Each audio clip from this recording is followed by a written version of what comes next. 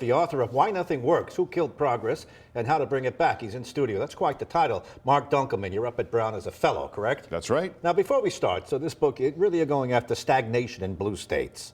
Why nothing works. Well, just generally around the country. I think that everyone's frustrated that we're not building enough housing, that we don't have enough high-speed rail, that we can't take advantage of the clean energy revolution. So across the board, blue states, red states alike, people are frustrated. I guess like if I go to a blue state, I could find a red state, I'll find something that doesn't work if you look hard enough, right? Sure. But you're focusing on states like Rhode Island, Massachusetts, Connecticut, and others. So why is nothing working? What's the thesis of your book? The thesis of the book is that for a long time, progressivism was about putting power in the hands of big government bureaucracies that could do big things. The Tennessee Valley Authority wired up all those poor farms in the Upper South. You got the Social Security Administration. You got big progress, the interstate highway system. All of these things are big progressive accomplishments. Then we get to like the 1960s, 1970s, and progressives see that the establishment, the old people who are running things, aren't doing a good job. We got Robert McNamara sending us into war. We got Robert Moses plowing down whole parts of New York City. We've got urban renewal, and we got lousy agricultural products that are causing birth defects. We've got all these problems, and progressives themselves say, hey, we got to put new guardrails around government. We got to make sure that these decisions that are allowing government to plow over whole plots of land and take land from people and build highways and clear slums, we got to put guardrails around that. And we've been doing that. We as progressives that's been our sort of modus operandi for the better part of several decades, and it's gone too far. You said we as progressive. Do you include yourself as a progressive? Yeah, absolutely. Old progressive or new progressive? Because you seem to delineate. WPA, Social Security, you're right. A lot of Roosevelt Democrats, all the Roosevelt Kennedy Democrats, Johnson, Rhode Island, Cranston, Pawtucket,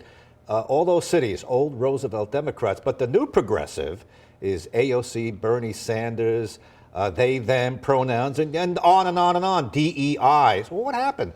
When did you go from one to the other? And is that the problem?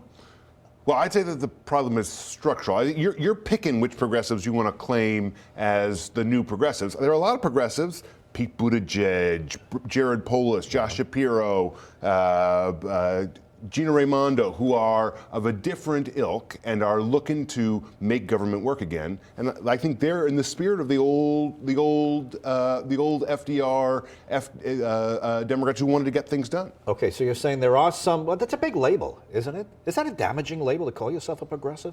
I mean, in the era of Trump, he's fighting everything progressive. You put a P on it, and you'll win votes. By the way, Johnson, Rhode Island went for Trump. Fall River, Massachusetts.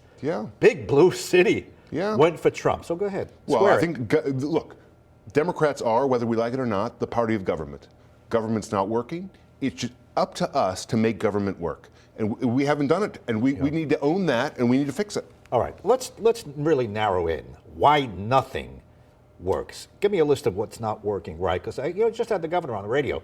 He'll tell you some stuff is working right. Yeah. He's not a progressive. He's more of a centrist. But he'll tell you stuff is working, so go ahead.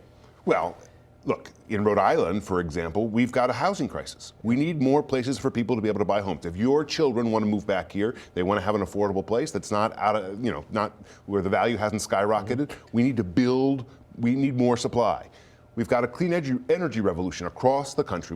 We are able now, with wind farms, with hydropower, with all sorts of new forms of creating electricity, to replace old fossil fuel, carbon-emitting sources of energy.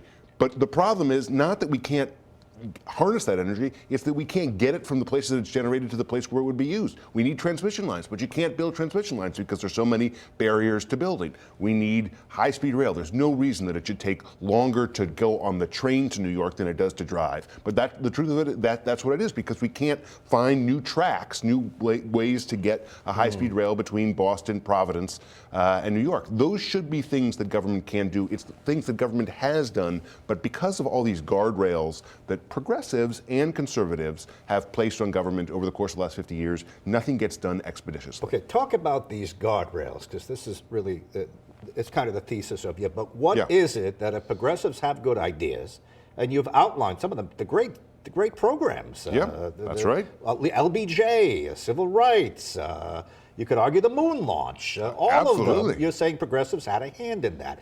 And conservatives listening probably wouldn't argue against most of those programs. They may They may argue against Sure. Social Security and to find an argument here or there, but in broad sense, Yeah. where did it go wrong? And you mentioned these guardrails. Did the progressives push it? Did the new progressives ruin it? Where did it go wrong? Well, the new progressives, old progressives. My view is that progressives generally wanted to do big things for a long time. Mm-hmm. They saw that in too many cases the programs had gone awry. That whole areas of a city had been plowed down for urban renewal or slum clearance, and that had been a disaster. That the highway system had gone through and ruined the South Bronx, ruined parts of Rhode Island. Right? Like that there were these things, and so they wanted to make it sure that that the environment was protected, that housing was protected, that communities weren't disparately impacted by these various programs. So they created programs where there was going to be new reviews. You're going to have to do an environmental impact study. You're going to have to look at this and that.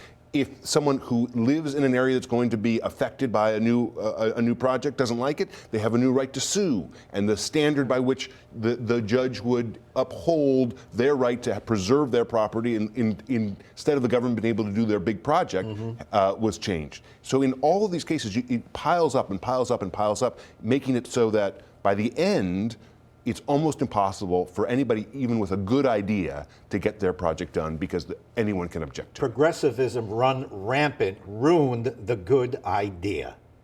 Well, Killed the good idea? I think that progressivism is two ideas put together. One is let's give power to government to do big things, and two, let's protect people from a big government that's going to do big things. Right. And that these two things run against each other, and that we as progressives have forever been trying to balance these two things. It used to be that the impulse to do big things sort of predominated over the impulse to protect little things, and over the last 50 years, we've been so focused on being afraid of what government might do if it was empowered that we've rendered it impotent. What's the recommendation?